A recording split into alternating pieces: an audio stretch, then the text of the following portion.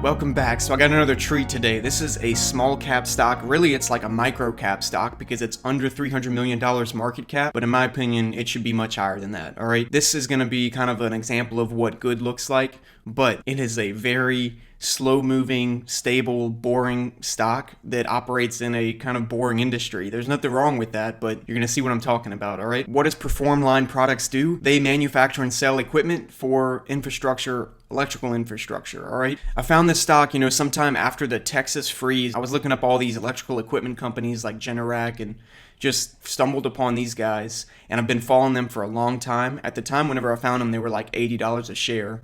And I thought about buying them then, but I wanted to wait. And then since then, I've just kind of been waiting. And I'll show you some of the reasons why, but it's going to be a really interesting video. First off, let's just run through some of these ratios where they stand right now. So their PE is less than 10. That's great. Their price to book is less than 1.9, and this is not going to be one of those price to books less than 1 where I fool you and it's actually less than 1, but it's propped up by a bunch of intangible assets and goodwill. This is a real price to book under 1. They're selling less than equity right now, and their price to sales is 0.5. All right. 1 year high, 83, and we're at the 1 year low right now, like I talked about. All right. One important thing to note here is that the stock has super low volume, 9,000 shares traded a day on average, super low. One consequence of the low volume is that the bid-ask spread is super high, okay, or super wide.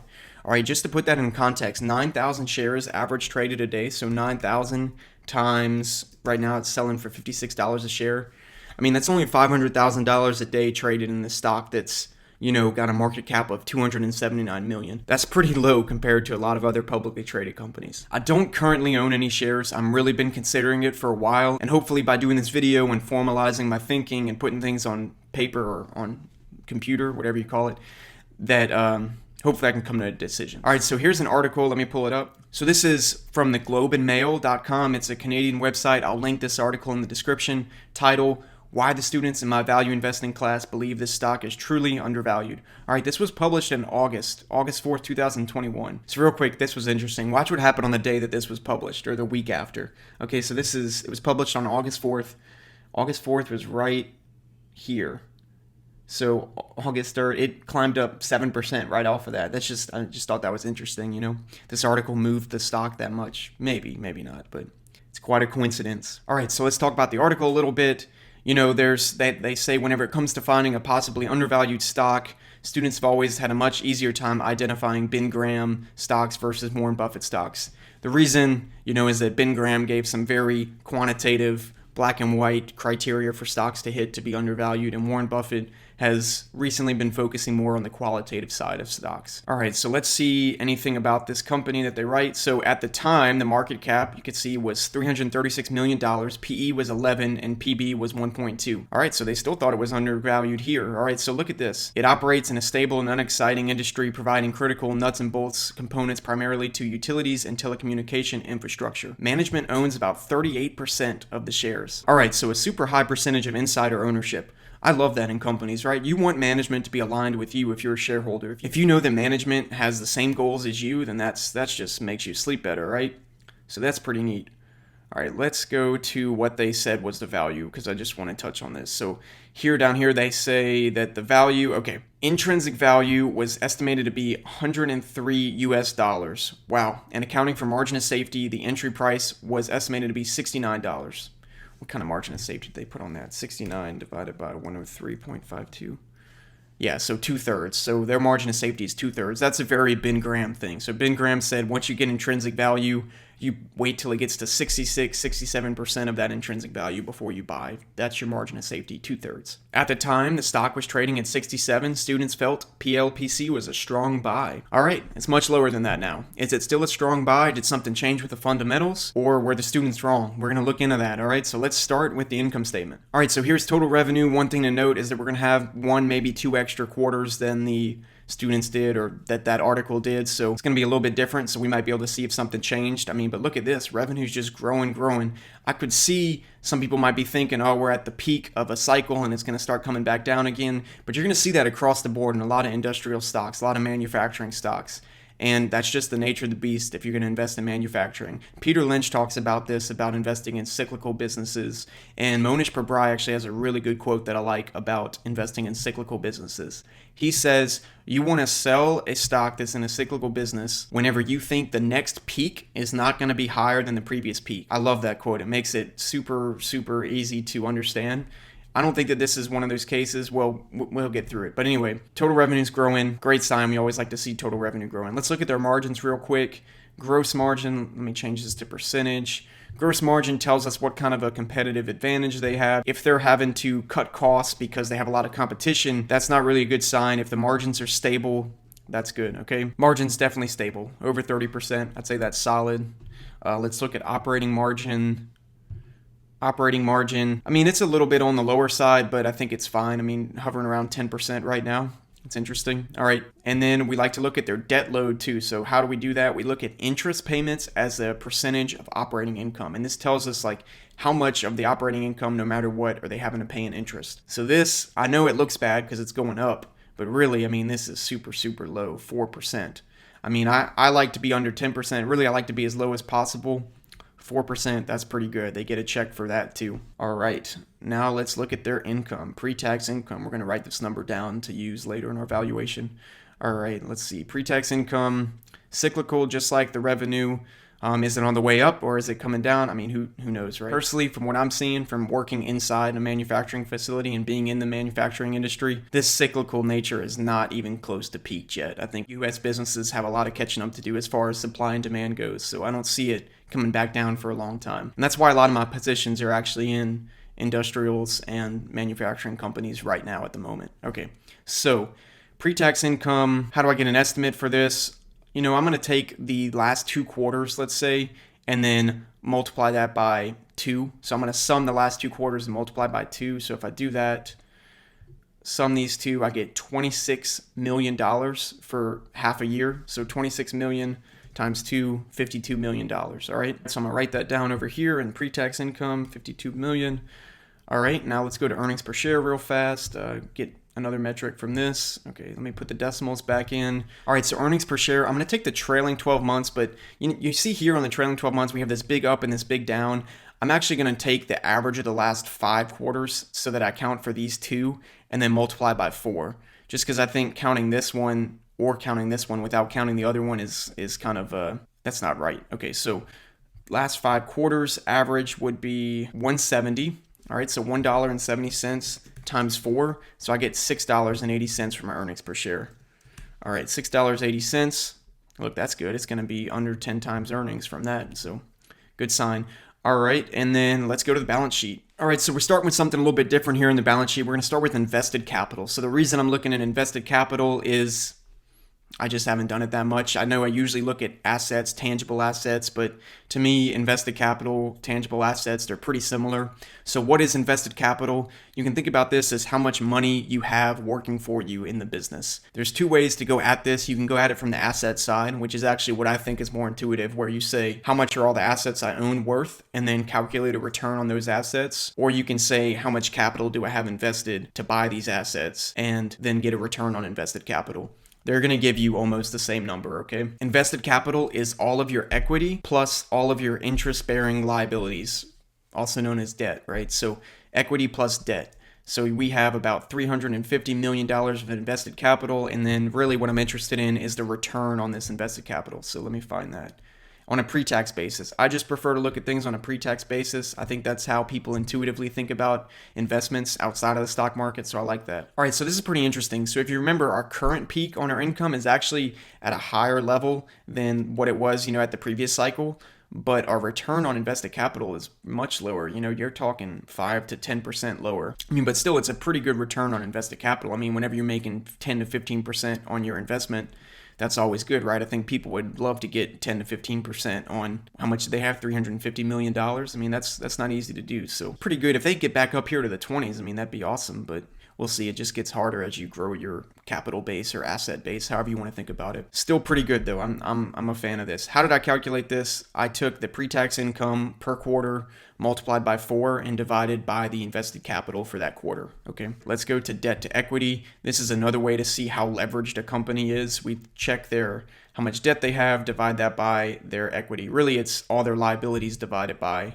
their equity, but it's just called debt to equity for some reason. Y'all know under 2 is generally considered good for debt to equity ratio. I prefer under 1. I prefer as low as possible. If you get too low, you're probably not taking enough risk, or you're probably missing out on some low interest loans that you can use to help get higher returns. But I think around this level is actually pretty good. 0.6, 0.7. I mean, this is great. Okay. You got more equity than debt. You have much more equity than debt. So love seeing that. All right, what's next? Inventory. Okay, manufacturing companies, we always like to look at inventory, okay? So inventory by itself tells you nothing. What are you looking for? You're looking for raw materials and finished products, okay? If a company's ramping up on raw materials, it means that they're trying to prep for an increased demand. It means they think they're going to be able to convert those raw materials into products and sell that, so that's a good thing. If a company's ramping up on finished products, that's not so good. That means that they're making products and they're just sitting on the floor, accumulating and not getting sold. It's a bad sign. I mean, I can't even think of an instance where it's good off the top of my head, but I'm sure there are some exceptions, but let's look at them. All right. Raw materials ramping up. All right. That's good. That means that they're expecting higher production in the future. So I like seeing that. Let's see their finished products. If raw materials and finished products are both ramping up, that's kind of a wash. It doesn't really tell you anything. But what we're looking for is if they're doing opposite things, okay? So finished goods. All right, finished goods is flatlined. This is a great sign, okay, to me. To me, the way I would interpret this is raw materials are ramping up, so they're trying to get as much in as they can and just make all the products that they can, but the products aren't sitting on the floor. They're not accumulating. The products are in and out the door as soon as they make them. So this is a 2 thumbs up, check mark, whatever you want to call it. Really like to see that. All right, let's look at number of shares outstanding to see if they're buying back shares. This is incredible. Talk about buying back shares. I mean, look at this recently. I mean, they've just been buying back shares like crazy since 2014 or so. It looks like they bought back a lot during the down year of their cycle. So their stock, let me pull up their stock price during that time. All right, so look at this. What was it? 2014 to about 2017. So yeah, their stock was low. Look at this. It was in the 50s, 40s. That's where it is now, and they're making way more money. So this is a great sign, all right? If they thought it was undervalued, 8 to 10 years ago at these levels, it's probably definitely undervalued right now. So this is another green check mark. All right, so let me hide this. All right, so from here, we're going to look at equity per share. So this is all your assets minus all your liabilities divided by the number of shares. So kind of like a net worth per share on the company. All right, look at this. We love to see this growing. The net worth of the company growing on a per share basis. This is awesome. And it's over $60. That's over the share price. And they don't have a lot of goodwill. I know sometimes look at tangible equity, but this company doesn't have a lot of intangible assets. So I'm just saving myself the trouble and doing equity per share. All right, so what is it now? $63 a share. Wow, as of September 30th, 2021. Wow, so from this, we're going to get a growth rate, all right? And how do I get growth rates? Y'all know I always like to go peak to peak. If you go pit to peak, you're going to wind up with an inflated number, and you don't want to do that. I'm choosing to get growth rate from here because they're not really paying a lot of dividends, and I just think that this is a very clean way to get a growth rate, know how much your equity is going up per year on on that basis. All right, so how I'm going to do that, I'm going to say 63 divided by 49, which is what it was back here in, 2014. So 63 divided by 49, okay? So it went up 1.29 times, and I raised that to 2022 minus 2014, right? So how many years is that? That's 8 years. So raise that to the 1/8, and I get a annualized growth rate of 3.2%. All right, so 1.0319, so 3.2%. I'm gonna write that down over here. 3%. I'm just gonna round down. 3%. That's pretty modest growth, but equity growth is always good. All right, free cash flow. This is the first thing I've seen in the whole video, besides maybe the low growth rate, that's got me a little bit concerned. All right, so the free cash flow is pretty low, and we have a lot of negative quarters. I mean, it looks like even though they're making a lot of money, they're just not generating a lot of cash. Unfortunately, this is kind of the story for a lot of manufacturing companies. They have no issue generating a lot of income on paper, that they pay taxes on, but whenever it comes to generating cash, A lot of times their assets just require so much capital expenditures. They require just a lot of maintenance, upkeep, and stuff like that it's hard to get cash from them, okay? Which kind of sucks. But you don't know that for sure. This could be from high capex, and that's actually what's going on. And I'll get to that in a second. But let me get a value here. I don't know how to interpret this. I'm going to put a trend line in here. That'll just make it easier for me. So let me insert a trend line, linear trend line. Okay. Yeah, look at this. Pretty flat. And I'm going to say it's right here about, what is this? A little over between $3 and $4 million a quarter. So let's say let me just take an average. That might be easier. 3.4 is the average of the last 2 years. The average of the last 8 quarters is $3.4 million of free cash flow a quarter. So 3.4 times 4 is 13.6. So look at that compared to your pre-tax income. Like I said, this is kind of the first red flag. I mean, I'm a little concerned about this. Pre-tax income's $52 million recently, but free cash flow is much lower. I guess let's look at CapEx, okay? So capital expenditures, you can see kind of why, all right? So let me pull it up, CapEx. Oh, I don't need a trend line, but let me just delete that. All right, look at these huge capital expenditures, all right? 14 billion here, million, not billion, 14 million here, 10 billion twice in a quarter here, 6, 8, 12 million in a quarter.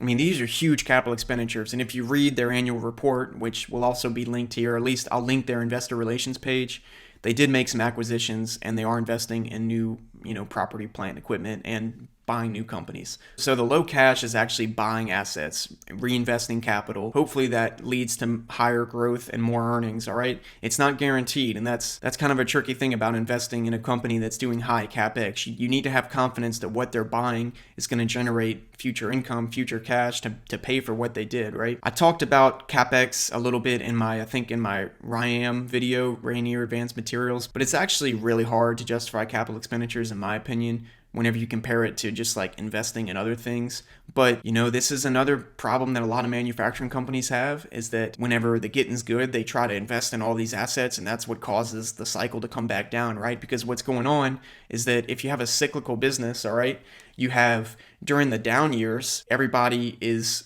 trying not to spend on any capital expenditures, not buy any new equipment because they're not getting good returns on that. But then what happens is that the supply-demand curve comes back to where there's much more demand than supply.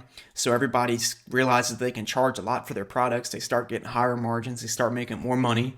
And then they say, oh man, it's time to go invest in all these new assets, buy all these new equipment, and then go do that. And everybody does it at the same time. And then they swing the pendulum back to the supply side where there's more supply than demand and we have the down cycle, okay? So this is kind of iffy. I think that you would have to read into the acquisitions or the purchases and make sure that you're comfortable with what they're doing and that it's going to generate more future cash. I'm going to be doing that for sure just because I like everything else about this company so much that I'm going to be looking into that to make myself feel better about maybe investing in this. All right, so let's look at share buybacks, repurchase of capital stock. Yeah, and you can see they were repurchasing stock whenever it was lower here. They're not doing it as much recently, but they're also having a lot more capex, right? So they're using their cash to buy other businesses, invest in themselves. All right, real quick, I just want to show you dividends. They're not really paying a huge dividend, but it's pretty consistent. It's just right here, $1 million a quarter. Nothing crazy, but just something. All right, let's go to valuation. Let's get a number, see if we agree with the students. Easy one, pre-tax income times 10 divided by the number of shares. 52 times 10 divided by 4.9. Yeah, 106. This is right what the student's price target was.